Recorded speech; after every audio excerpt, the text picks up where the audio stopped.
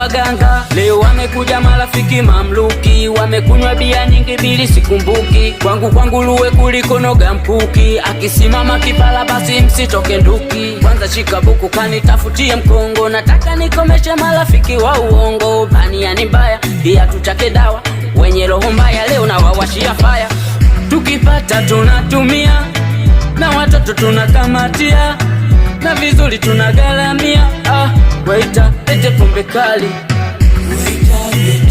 pombe kali.